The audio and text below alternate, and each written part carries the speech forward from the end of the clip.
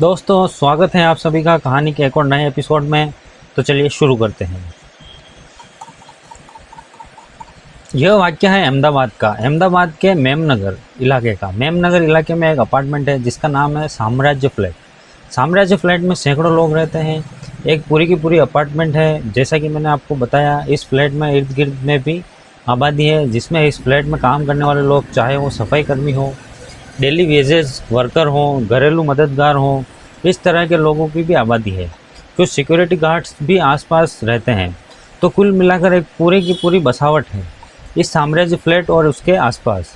इस फ्लैट में, in apartment में 20 अप्रैल की रात को एक ऐसी भयानक वारदात होती है कि लोग चौंक जाते हैं, शॉक्ड हो जाते हैं। होता यह है कि एच ब्लॉक फ्लैट का जो एच ब्लॉक है, उसकी पार्किंग में लोगों की नज़र एक लाश के ऊपर पड़ती है।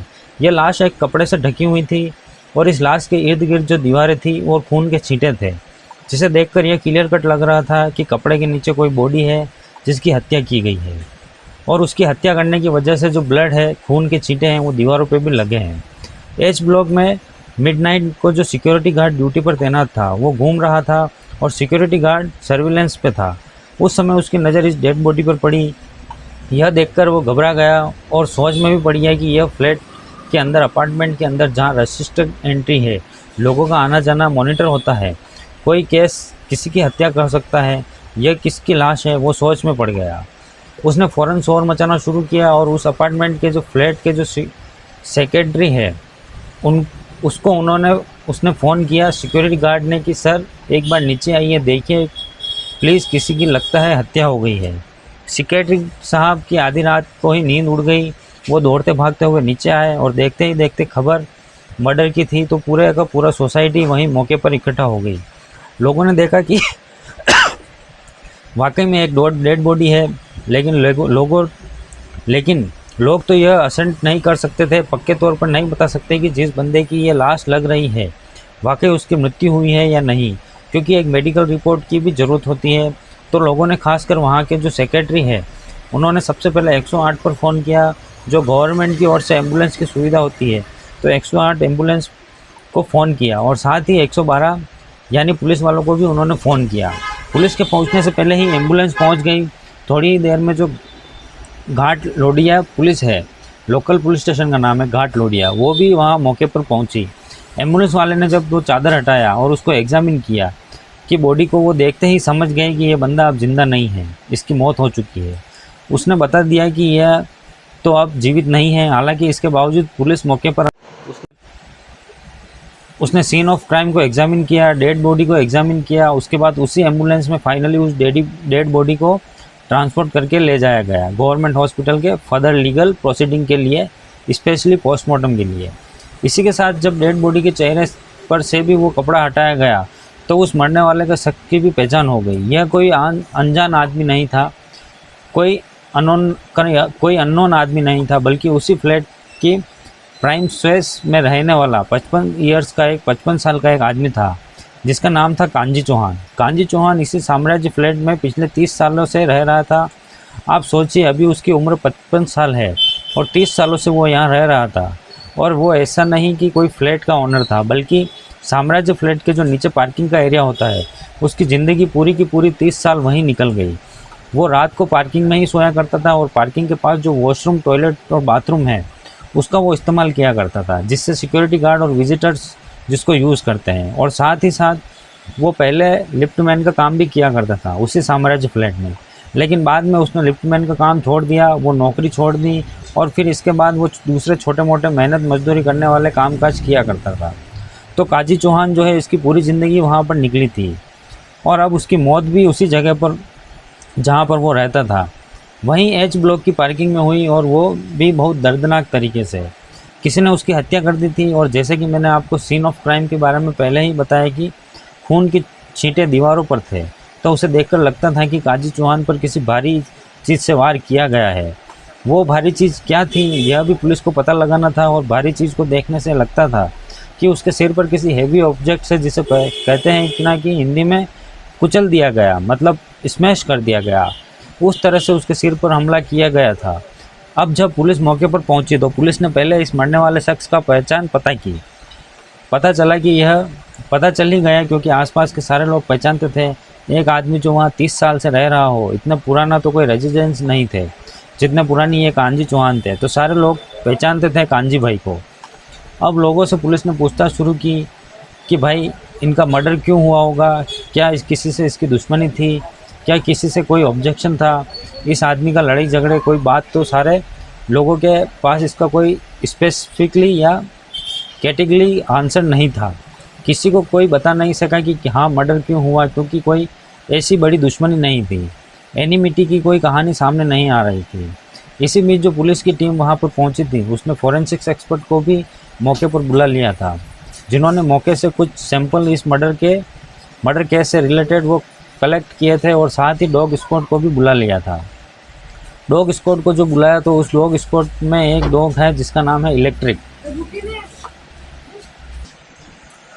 वो पुलिस का स्नाइपर डॉग है, उसको पूरी ट्रेनिंग दी गई होती है, तो वो स्नाइपर डॉग भी वहाँ मौके पर पहुँचा और उस इलेक्ट्रिक डॉग ने पहले उस सीन ऑफ क्राइम को बहुत अच्छे से ऑब्जर्व किया, स्नाइप किया,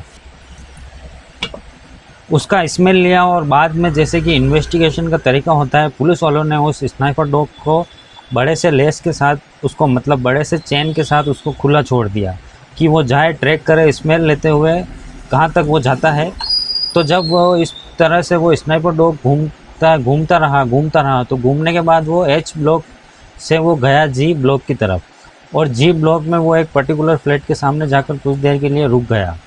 पुलिस वाले भी सोच में पड़ गए कि भाई यह तो बगल के फ्लैट में ही जाकर रुक गया है, तो क्या मर्डर इसी ब्लॉक में रहता है और ख़ासकर इस फ्लैट में रहता है। पुलिस वालों ने मन में यह सवाल था, लेकिन पुलिस वाले डायरेक्टली किसी को बोल नहीं सकते थे कि तुम मर्डरर हो।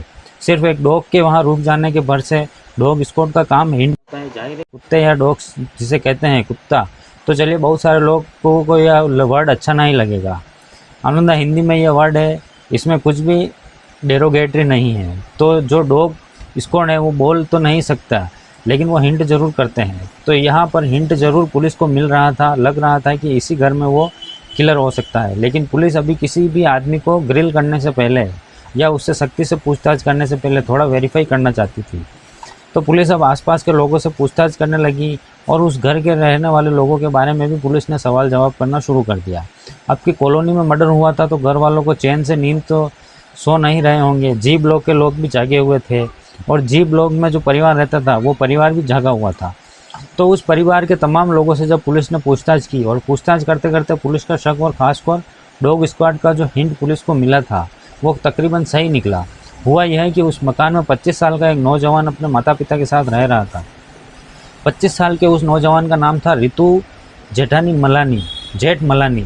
तो ऋतुराज जेठ मलानी पर पुलिस को यह शक होने लगा कि इस लड़की ने ही नीचे पार्किंग में रहने वाले 55 साल के कांजी भाई चौहान की हत्या की है। लेकिन सवाल यह है कि ऋत्विक की कांजी भाई के साथ ऐसी क्या दुश्मनी हो सकती है, मर्डर की है या नहीं, इसका पता तो चल जाएगा, लेकिन मोटिव वो भी पता करना बहुत ज़रूरी है। तो पुलिस ने जब कांजी भाई के बारे में और ज़्यादा जानकारी जुटाने की शुरुआत की, तो जैसे कि मैंने आपको बताया कि कांजी भाई के बारे में पुलिस को यह पता चल चुका था कि वो 30 सालों से यहाँ रहते थे। पहले लिफ्टमैन का काम किया करते थे, फिर छोटी मोटी मजदूरी किया करते थे, और वो ऐसे तो वहाँ रहने का उनका कोई लीगल राइट्स नहीं था, क्योंकि उनके पास कोई स्पेस तो ख़रीदा हुआ नहीं था उस अपार्टमेंट में।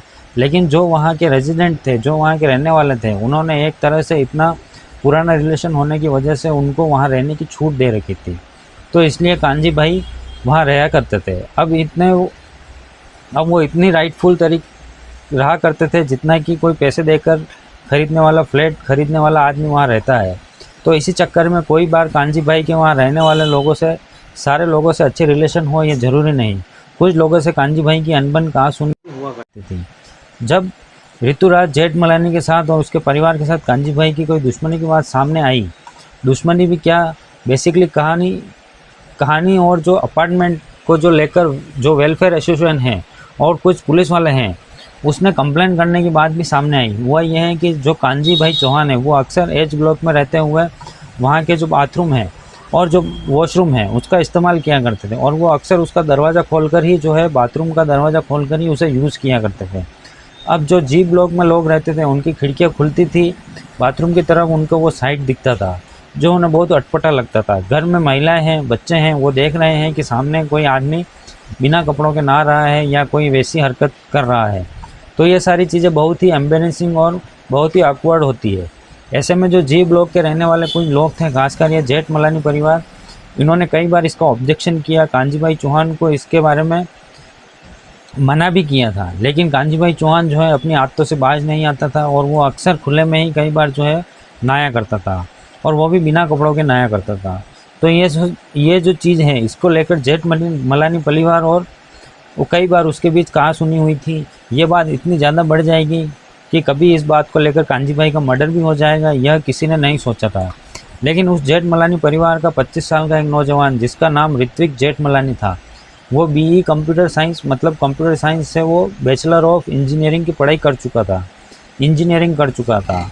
उसने इस बात को इतना ऑफेंसली तरीके से लिया, इतना ऑफेंस लिया इस बात का कि उसने कांजीभाई को इसी 20 और 21 अप्रैल की रात को मिडनाइट को हत्या कर दी। और हत्या भी वो ऐसे वैसे नहीं, बल्कि घर से मसाला कूटने के लिए रखे जाने वाला जो मूसल होता है ना, एक बड़ा मोटा और भारी सा, कोई घरों में वो पत्थर का भी मिलता है, लोग किचन में रखते हैं, और लोग लोहे का भी बना हुआ होता है। तो इनके घर में एक लोहे का भारी सा मूसल था। उसने सोए हुए हालात में कांजीभाई चौहान के सिर पर एक के बाद एक कई वार किए और फिर उसकी जान ले ली। जान लेने के बाद उस मूसल को जो वो जिस पैकेट में लेकर आया था, उसी पैकेट में उसने फिर रखा और बड़े आराम से उस मूसल को लेकर अपने घर चला गया। एग्जैक्टली जिस जगह पर यह मर्डर हुआ था, उस जगह पर फोकस्ड कोई सीसीटीवी कैमरा नहीं था, लेकिन जी ब्लॉक और एच ब्लॉक के दरमियान कई अलग अलग जगहों पर सीसीटीवी कैमरे लगे हुए थे। तो पुलिस जब वहां मौके पर पहुंची, पुलिस ने आसपास के लोगों से पूछताछ करने के साथ डॉग स्क्वाड की मदद लेने के साथ साथ सीसीटीवी कैमरे को फुटेज भी एग्जामिन किया। तो पुलिस ने देखा कि तकरीबन 2 से 2:30 बजे के बीच ऋत्विक जेठमलानी नाम का वह लड़का हाथ में एक पैकेट लेकर अपने घर की तरफ जा रहा है। तो यह एक बहुत नॉर्मल साइटिंग थी। कोई अपने घर जो उस सोसाइटी में रहता है, वो रात को 1:30 बजे भी जा सकता है, 2 बजे भी जा सकता है, पैकेट में कोई भी चीज़ हो सकती है। इस बात पर किसी को गौर या उस पर शक नहीं किया जा सकता। लेकिन जैसा कि मैंने आपको बताया, डॉग स्क्वाड में काम करने वाले एक डॉग, उसने जो है स्मेल किया और स्मेल करके वो सीधा जेठमलानी परिवार के गेट के पास जाकर रुक गया, जिससे पुलिस को इंडिकेशन मिल गया कि हाँ, मर्डर इस हो सकता है। और सरप्राइजिंगली उस डॉग का नाम है इलेक्ट्रिक। पुलिस वालों ने उस डॉग का नाम इलेक्ट्रिक दे रखा है। बेसिकली हो सकता है कि यह उस डॉग की स्निफिंग की कैपेसिटी और उसके पावर हो, जिसकी वजह से वो तुरंत किसी केस को डिटेक्ट करता हो। उसके इस टैलेंट या स्निफिंग कैपेसिटी को देखते हुए पुलिस ने उस डॉग का नाम इलेक्ट्रिक रखा था। तो इलेक्ट्रिक ने बिल्कुल इलेक्ट्रिक तरीके से विदिन सेकंड वहाँ पहुँचने के थोड़ी देर बाद ही इस केस को प्रॉपर तरीके से सॉल्व करने में पुलिस की मदद की। इस तरह से पुलिस ने उस मर्डर केस को तो सॉल्व कर भी दिया। अब ऋत्विक के घर वाले बहुत दुखी हैं, क्योंकि उनका जो बेटा है वो एक टैलेंटेड लड़का था, इंजीनियर था, अच्छा ब्राइट करियर था। तो वो सारी चीज़ें पीछे छूट गई। अब उनका बेटा गिरफ्तार हो चुका है, वो जेल जाएगा। पूरे परिवार पर दुख को और गमों का पहाड़ टूट पड़ा है। काजीभाई चौहान के साथ कोई फैमिली रहती नहीं थी, लेकिन दूर दराज के उनके जो रिश्तेदार हैं, उनको पुलिस इन्फॉर्म करने और ढूंढ कर उनको बताने के बारे में पुलिस तैयारी कर रही है। मीनवाइल जो अपार्टमेंट के लोग हैं, उनका कहना है कि अगर कांजीभाई चौहान के इस तरह के उटपटांग और अजीबोगरीब हरकतों, जो कि वो खुले में बिना कपड़ों के नहाता था या ओपन डोर के साथ वो वॉशरूम यूज़ किया करता था, इन सब चीज़ों पर अगर लोगों ने रोक लगाई होती और उस अपार्टमेंट के जो ऑफिसर्स हैं, अगर उन्होंने कांजीभाई चौहान को एक डॉस एंड डॉट्स बताया होता या डिसिप्लिन में रहने के लिए कहा होता, तो शायद इस तरह का अनफोर्स दुर्भाग्यजनक स्थिति कभी पैदा नहीं होती। लेकिन लोगों ने इन चीज़ों को इग्नोर किया। कांजीभाई चौहान वहाँ 30 सालों से रहते थे, तो लोगों को कि भाई 30 साल से रहने वाला आदमी सही होगा। जो रेजिडेंट है वो अगर किसी बात पर ऑब्जेक्शन कर रहे हैं तो उसके ऑब्जेक्शन को उतना सीरियसली नहीं लिया। उसका नतीजा यही हुआ कि एक इंस्प्लिन तरीके से एक नौजवान लड़के ने उस घटना को अंजाम दिया और एक आदमी जिसकी उम्र 55 साल की थी, उसकी हत्या कर दी। तो ये थी पूरी कहानी। दोस्तों, इस घटनाक्रम पर आपकी क्या राय है, आप क्या सोचते हैं, प्लीज़ हमें कमेंट करके ज़रूर बताइएगा। हम मिलते हैं किसी नई कहानी के साथ, तब तक के लिए बाय।